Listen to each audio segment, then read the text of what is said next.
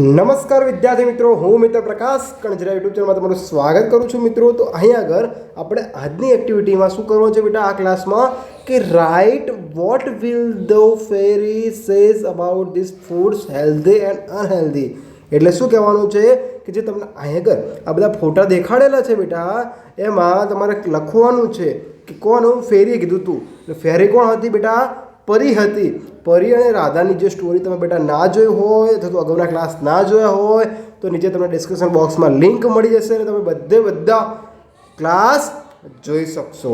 તો મિત્રો અહીંયા આગળ આપણને શું કીધું છે એક્ટિવિટીમાં? શું છે આજનું કીધું છે કે write what will the fairy says about the books food this foods. એટલે શું કહે છે? રાઇટ. એટલે તમે રાઇટ કરો, લખો. શું લખો? કે હેલ્ધી છે કે નથી. કોણે કીધું છે? ફેરીએ. તો આપણે ફેરીનું જોઈશું બેટા. હવે હું આગળ શું કરીશ? જે હેલ્ધી હશે બેટા ત્યાં આગળ ગ્રીન કરીશ, જે હેલ્ધી નહીં હોય ત્યાં આગળ શું કરીશ? રેડ કરીશ. તો ચલો, સબ્જી રોટી શું કહેવાય બેટા? હેલ્ધી કહેવાય. તો ચલો એને ગ્રીન ડોટ આપી દઉં. બટેકા પૌવા શું છે બેટા? હેલ્ધી છે. તો આ બી શું થઈ ગયું? ગ્રીન થઈ ગયું. આ બી હેલ્ધી થઈ ગયું. પછી બેટા જુઓ, આ શું છે? મેગી.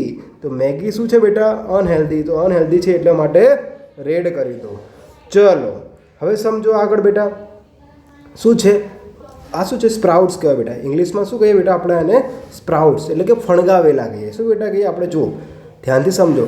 તો સ્પ્રાઉટ્સ એટલે કે ફણગાવેલા મગ શું હોય છે? એકદમ સારામાં સારા કહેવાય છે. એટલે બેટા હું તમને કહી શકું શું છે? એકદમ હેલ્ધી છે. શું છે? એકદમ હેલ્ધી છે. પછી આ શું છે? આપણે નાનખટાઈ યાદ રાખો બેટા. નાનખટાઈ એટલે ક્રીમવાળું હોય વસ્તુ શું છે બેટા? આપણા માટે અનહેલ્ધી છે. શું છે બેટા? આપણા માટે અનહેલ્ધી છે. જ્યારે ટમેટા, કાકડી, કોબીનો સંભારો છે, ગ્રીન સલાડ છે, એકદમ શું છે બેટા? એકદમ હેલ્ધી છે. ખબર પડી ગઈ આપણને? ચલો હવે જો બેટા આગળ જઈએ. તો આગળ શું છે? દાળ ભાત એકદમ હેલ્ધી છે, ખાઓ દબાઈને.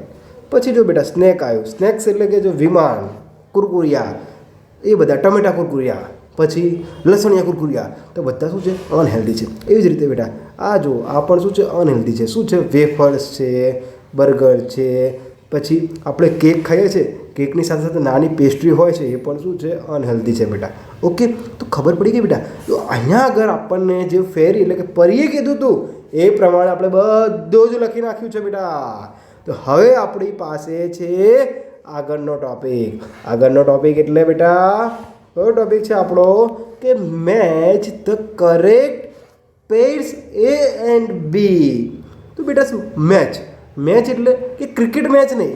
મેચ એટલે કે મારો કલર, શર્ટનો કલર બ્લેક છે તો તારો કલર પર જે તું પહેરે છે બેટા ટોપ કે જે બી વસ્તુ ટી શર્ટ, એ પણ કલર કેવો હોવો જોઈએ? મેચ થવો જોઈએ. એટલે મેચ થવો જોઈએ એટલે મતલબ કે બંનેને સરખા હોવા જોઈએ. તો કોણ કોણ સરખા હોય બેટા? મેચ એટલે કે બંને સરખા હોવા જોઈએ.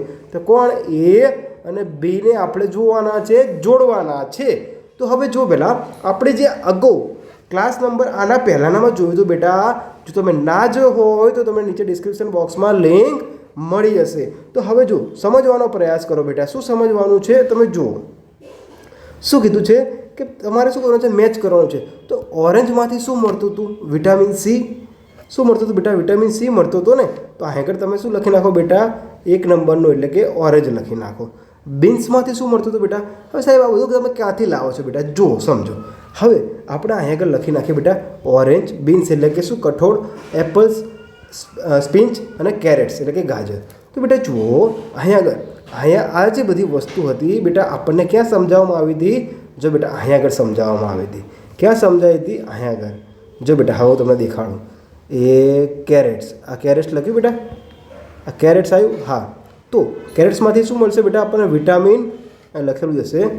1 મિનિટ હું ફાઇન્ડ આઉટ કરી દઉં છું એટલે કે શોધી દઉં છું તમને યાર. હા જો સ્પિન્ચનું મળી ગયું બેટા. શું મળે છે? Lots of energy.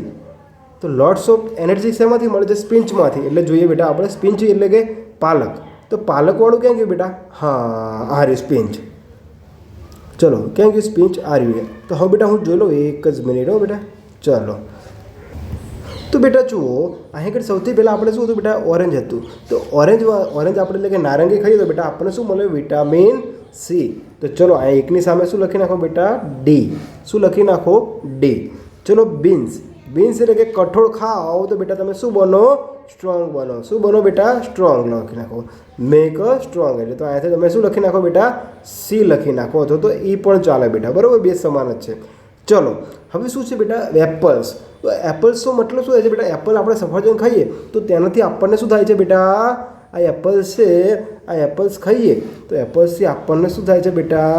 આપણું ટમી એટલે કે આપણું પેટ શું થાય છે બેટા? હા જો બી, have a fibre to keep a tummy happy એટલે કે તમારું પેટને શું રાખે છે? એકદમ મસ્ત રાખે છે. કોણ રાખે છે? સફરજનભાઈ. તો સફરજનભાઈને આપણે શેના વડે દર્શાવી દઈએ? બી વડે બેટા. તો અહીંયા હું સાઈડમાં લખી નાખું કે શું લખું બેટા? બી. બરાબર.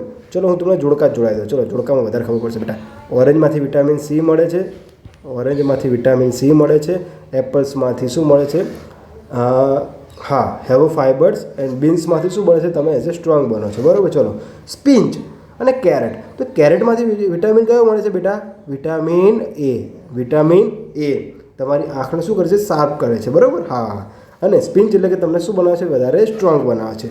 તો બેટા અહીંયા આગળ આપણે જવાબ લખી દેવાના છે. ચલો તો ઓરેન્જમાં શું આવશે બેટા? વિટામિન. અહીંયા આગળ શું આવશે? સી. ચલો એનો જવાબ શું આવશે? ડી. બીન્સમાં બીન્સ એટલે કે તમને શું બનાવે છે? કઠોળ શું બનાવે છે? સ્ટ્રોંગ બનાવે છે. તો સી લખી શકો બેટા અથવા તો શું લખી શકો? ઈ લખી શકો. ચલો હવે એપલ્સ. તો એપલમાંથી શું મળે છે બેટા? શું છે? Have a fibres two keep a tummy happy એટલે કે તમારા પેટને શું રાખે છે? એકદમ મસ્ત. એટલે કયા નંબરનું છે? બી નંબરનું છે. ચલો સ્પિનિચ. સ્પિંચ એટલે શું થાય છે બેટા? સ્પિંચ એટલે શું થાય છે? કઠોળ. કઠોળ શું કરે છે? મેક અ સ્ટ્રોંગ એટલે સી અથવા તો ઈ લખી શકો બેટા. સી અથવા તો ઈ. ચલો હવે શું છે? કેરેટ્સ. કેરેટ્સ એટલે ગાજર. ગાજરમાંથી શું મળે છે બેટા? વિટામિન એ એટલે કે જવાબ આવશે એ. તો તમારે બેટા અહીંયા આગળ એ લખી દો બેટા, સોરી આ એ. ચલો તો તમારે બેટા આ તમારી પાઠ્યપુસ્તકમાં લખવાનું છે, આ પેજ કાઢવાનું છે અને સૌથી પહેલાં આ ચેનલ તમારે સબસ્ક્રાઈબ કરી દેવાની છે જો શીખવા મળતું હોય તો જ બેટા. નહીં તો આપણે અહીંયા આગળ ખાલી આપણે ગણિતની ભાષાની જેમ અંગ્રેજી ભાષાને સમજવાનો પ્રયાસ કરવાનું છે. ગણિતની ભાષા કેમ બેટા? કે ગણિતમાં શું હોય છે? કે તમારે મગજ દોડાવવાનું હોય છે, ત્યાં બોલીને કામ ચાલતું નથી. તો બસ આપણે આજના ક્લાસમાં બેટા આટલું જ રાખીશું. તો આ બે એક્ટિવિટી આપણે લેસન લખીએ છીએ બેટા. તમે આનો સ્ક્રીનશોટ પાડી લેજો પાડો હોય, અથવા તો તમે આનો સ્ક્રીનશોટ પાડી દો અથવા તો જવાબ લખી શકો છો મિત્રો.